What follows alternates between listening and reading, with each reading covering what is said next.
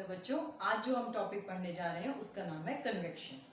Convection is a method of heat transfer. जैसे हमने last video lecture में देखा था कि कंडक्शन के थ्रू जो हीट ट्रांसफर होती है वो सॉलिड्स ऑब्जेक्ट में होती है, बट इन कन्वेक्शन में के थ्रू जो हीट ट्रांसफर होती है वो लिक्विड या गैसेस के अंदर होती है।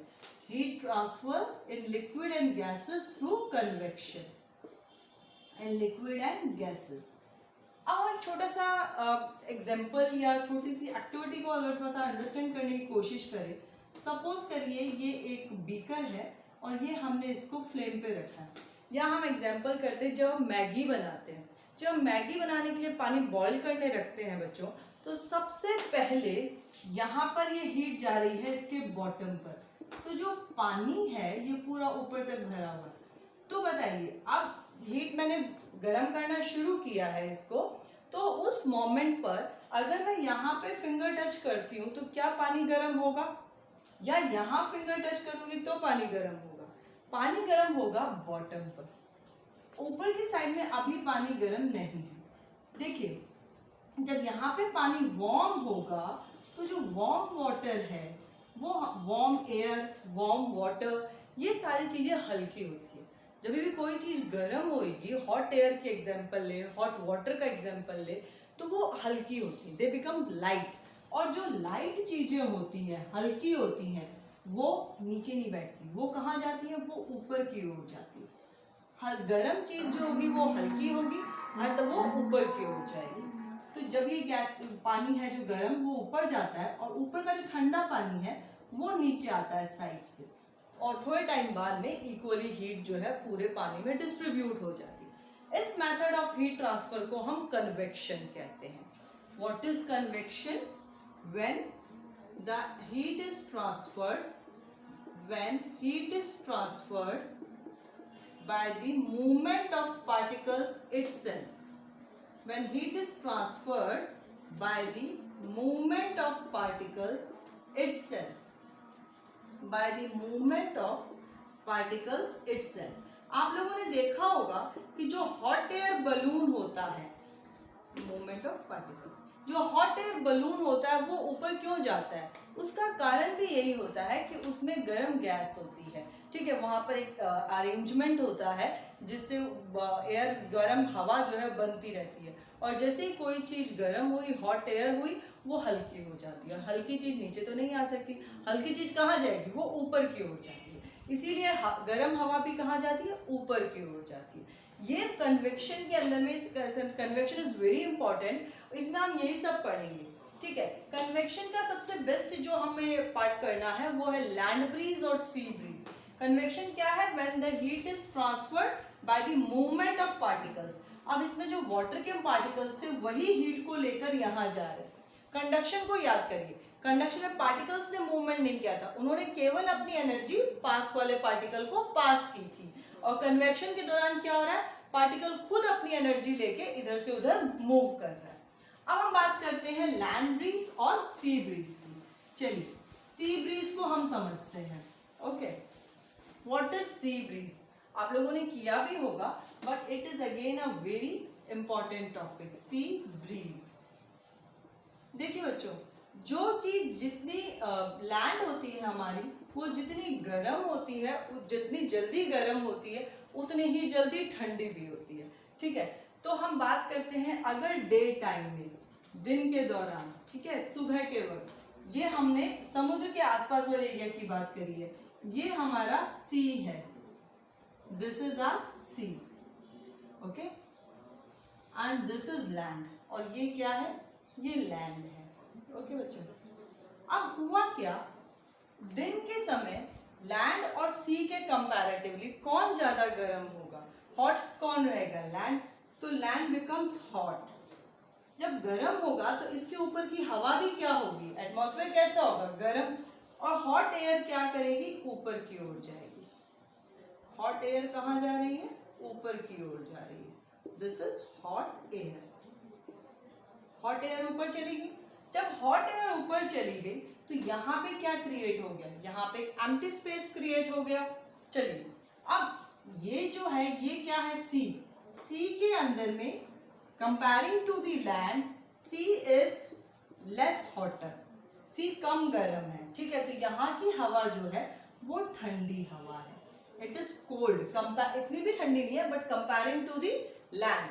अब ये अगर ऊपर चला गया तो यहाँ पर एक एम्प्टी स्पेस क्रिएट हो गया, ठीक है, एक एम्प्टी स्पेस क्रिएट हो गया क्योंकि हॉट एयर ऊपर चली गई। जब एम्प्टी स्पेस क्रिएट हो गया तो सी के साइड से जो ठंडी हवा थी वो लैंड पर आ गई, ओके। तो ठंडी हवा कहाँ आ गई, लैंड पर आ गई, क्योंकि ये हवा सी के साइड से आई है, इसलिए इस ब्रीज को हम क्या कह रहे हैं, सी ब्रीज हम इसको कह रहे हैं, ओके। क्या हुआ, एक बार दोबारा देखें, दिन के समय जब लैंड ज्यादा गर्म होती है एज कंपेयर टू द सी, तो उसके ऊपर की हवा भी क्या होगी, गर्म। तो गर्म हवा जब ऊपर जाएगी तो यहाँ पर एक एम्प्टी स्पेस क्रिएट हो गया, और समुद्र से जो ठंडी हवा है, इतनी ठंडी नहीं बट कंपैरेटिवली, वो हवा इस स्पेस को भरने के लिए यहाँ पर आ जाएगी। क्योंकि ये ब्रीज कहाँ से आ रही है, सी से, इसलिए हमने इसको क्या नाम दिया है, सी ब्रीज नाम दिया है, ओके बच्चों। ये हमने देखा सी ब्रीज के बारे में। अब बात करते हैं लैंड ब्रीज की। लैंड ब्रीज जो है उसकी बात करते हैं। सी ब्रीज अगर डे टाइम पे हो रहा है तो लैंड ब्रीज कब होगी, रात के वक्त, नाइट में। अब हम देखते हैं रात के टाइम पे क्या होता है। नाइट में जो लैंड है, वो जैसे मैंने बताया, जो डेजर्ट एरिया या जो समुद्र के पास वाली मिट्टी होती है, वो जितनी जल्दी गर्म होती है उतनी ही जल्दी ठंडी भी होती है। हम अगर डेजर्ट्स की बात करें तो वहां पे भी यही फिनोमिना है, जैसे जितनी जल्दी, जितनी गर्म वो रेत दिन में रहती है उतनी ही ठंडी वो रात में हो जाती है। तो दिन के, अब रात के वक्त लैंड क्या है, कोल्ड है, ठंडी है as compare to the sea. तो सी क्या है, गर्म, as comparing to the morning में, ठीक है। तो ये जितनी जल्दी गर्म हुई उतनी जल्दी ठंडी, और इससे कंपेयर करें तो सी क्या है, गर्म।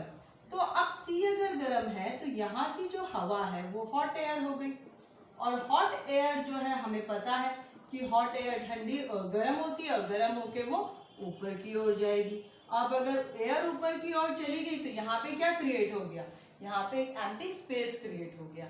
उस एम्प्टी स्पेस के अंदर जो लैंड के साइड से ठंडी ब्रीज थी वो आ गई। क्योंकि ये ब्रीज लैंड की तरफ से आई है इसलिए इसको क्या नाम दिया गया, लैंड ब्रीज नाम दिया गया, ओके। तो दिन और रात में सी और लैंड ब्रीज का फिनोमिना रहता है।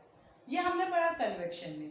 एक और चीज हम देखते हैं कन्वेक्शन के अंदर, कि कन्वेक्शन की क्या इंपॉर्टेंस देख लो, या उसकी एप्लीकेशंस देख, कह सकते हो आप, इसको कुछ भी कह सकते हो। चलिए देखते हैं applications of convection. Applications of convection. अच्छा मुझे बताओ बच्चों, अगर आप लोगों ने सबके घर, मोस्ट ऑफ द स्टूडेंट्स के घर में एसी लगा होगा, तो एसी जो फिट होता है वो कहाँ होता है। हम एसी को जब भी फिट करवाते हैं तो क्या हम उसे लोअर सरफेस पे करवाते हैं या अपर सरफेस पे, ऊपर की साइड रहता है हम सबके घरों में, है ना। तो एसी को ऊपर फिट करने का कारण क्या है, देखिए AC are fitted on the upper surface, on upper side, upper surface लिख सकते हो, अपर साइड लिख सकते हो। क्यों बताओ, क्योंकि एसी है, ठीक है, ये रूम के अंदर। अब ये एसी जो है वो कौन सी एयर रिलीज करेगा, गर्म या ठंडी, ठंडी। एसी रिलीजेस कोल्ड एयर, और कोल्ड एयर जो होती है, एसी रिलीजेस कोल्ड एयर, और जो ठंडी हवा होती है वो नीचे की ओर आती है, वो नीचे आएगी। तो हमारा बेड यहाँ लगा हुआ है तो हमें ठंड लगेगा। इसी के मुकाबले अगर हम रूम हीटर्स की बात करें तो जो रूम हीटर्स होते हैं उन्हें हम नीचे की तरफ लगाते हैं। क्यों, क्योंकि room heater releases hot air, वो गर्म हवा रिलीज करते हैं, और गर्म हवा कहाँ जाती है, ऊपर की ओर, हल्की होती है वो ऊपर जाती है, और पूरे रूम में यूनिफॉर्मली धीरे धीरे स्प्रेड हो जाती है। आपने देखा होगा बच्चों, किचन के अंदर जो हमारा एग्जॉस्ट फैन होता है, एग्जॉस्ट फैन, वो भी हम ऊपर की तरफ लगाते हैं, सीलिंग की तरफ साइड में लगाया जाता है। क्यों, क्या कारण है उसका, हम उसको थोड़ा सा नीचे क्यों नहीं लगा लेते। उसको भी ऊपर लगाने का कारण सेम ही है कि जो गर्म हवा, जब हम किचन में काम कर रहे हैं, कोई छौंक लगा रहे हैं, तो जो भी गर्म हवा निकल रही है वो गर्म हवा ठंडी होगी, ठंडी होके वो ऊपर जाएगी, और ऊपर वो एग्जॉस्ट फैन जो है वो उसको ऊपर ही तुरंत से रसोई से, गैस हमारे किचन से उसको बाहर निकाल देगा। तो ये 3 हमने देखे applications of convection. Next video lecture में बच्चों हम लेंगे radiation which and working of the thermos flask.